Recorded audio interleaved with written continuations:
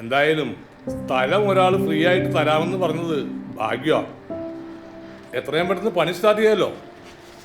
ഏതായാലും നിങ്ങൾക്ക് അവിടെ ഒരു ശ്മശാനം മസ്റ്റാ. ഞാൻ MLA കാണാൻ ഗസ്റ്റ് ഹൗസിൽ നിന്ന് വന്നാ വിളിച്ചോളാം കേട്ടോ. നിങ്ങളുടെ ശ്മശാനത്തിനുള്ള ഫണ്ട് നമ്മൾ നേരത്തെ നീക്കി വെച്ചതാ. ഞാനിത് അന്നേ സൈൻ ചെയ്ത് കളക്ടർക്ക് അയച്ചതാ.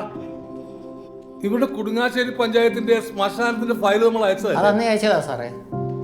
എന്നാ നിങ്ങൾ കളക്ടറായിട്ട് ബന്ധപ്പെട്ടോ. ഈ സ്ഥലത്തിന്റെ ഡീറ്റെയിൽസ് ഒക്കെ കൊണ്ട് കാണിക്കും. സ്പീഡാക്കിയാൽ ഈ സാമ്പത്തിക വർഷം തന്നെ ഓപ്പൺ ചെയ്യാം. അതെ സാറ് ചികിത്സക്ക് വേണ്ടി അമേരിക്കയിൽ പോകണ്ടല്ലോ.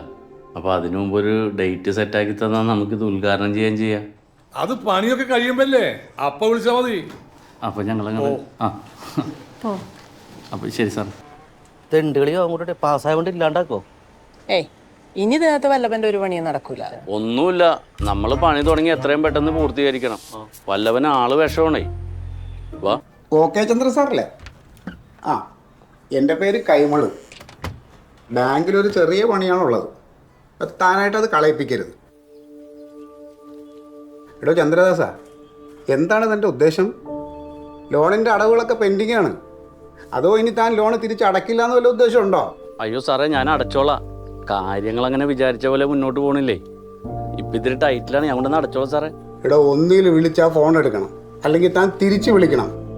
അതോ ഇനി എൻ്റെ ഫോണായതുകൊണ്ട് മനഃപൂർവ്വം എടുക്കാത്തതാണ്? അയ്യോ അല്ല സാറേ, എനിക്കൊരാഴ്ചത്തെ സാവകാശം കൊടുത്താ ഞാൻ അടച്ചോളാം. അടച്ചാൽ തനിക്ക് കൊള്ളാം. വീഴ്ച വരുത്തി അതിൻ്റെ ബുദ്ധിമുട്ട് തനിക്ക് തന്നെയാണ്. അതെ, 2 ഗഡു എത്രയും പെട്ടെന്ന് കൊണ്ടൊന്ന് അടയ്ക്കാൻ നോക്ക്.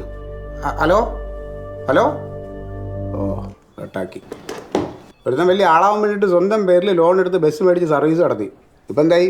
ബസ് ജപ്തി ചെയ്യേണ്ട അവസ്ഥയാണ്.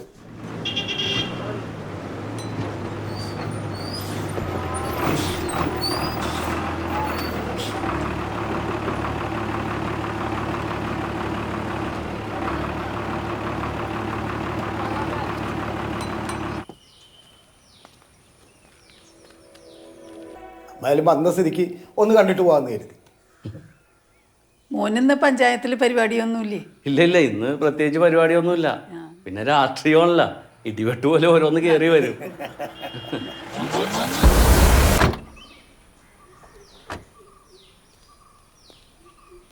ഓക്കെ ചന്ദ്രദാസ് അല്ലേ? അതെ, എന്ത് സാറേ?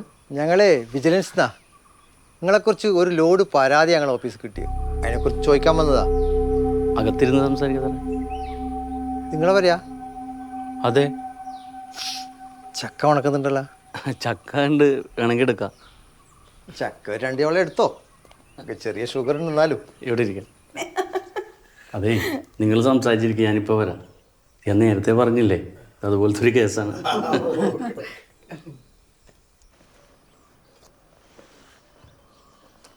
പരാതി ഒരുപാട് കിട്ടിയിട്ടുണ്ട്.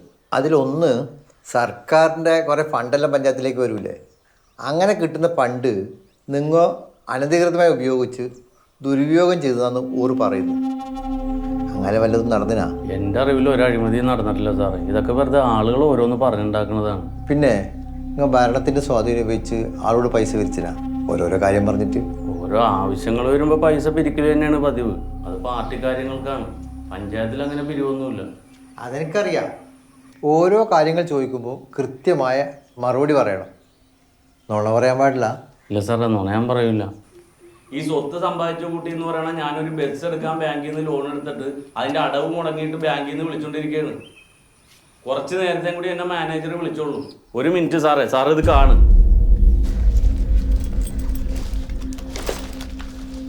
ആകെ ഉള്ളത് ഈ 20 സെൻറ്റ് ഒരു വീടുമാണ്. അതിൻ്റെ ആധാരം ബാങ്കിലാണ്.